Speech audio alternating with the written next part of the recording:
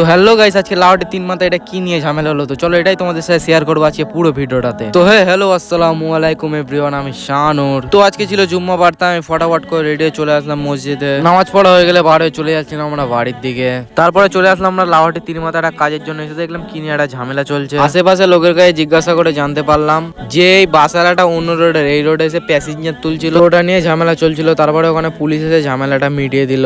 তো আমাদের কাজটা মেটানোর পর আমরা দেরি না করে আমরা বাড়ির দিকে চলে যাচ্ছিলাম। তারপর সন্ধ্যাবেলা আমি বসে বসে ফোন দেখছিলাম, তো আমার একটা ফ্রেন্ড কল করে বললো যে একটা কাজে যাব।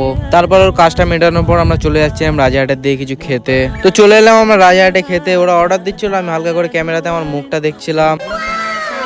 তারপর ফার্স্টে আমাদের মোমোটা চলে এসেছিল, তো ওটা চেটে পুজে খাওয়ার পর আমরা একটা খাবারের জন্য ওয়েট করছিলাম। A few moments later.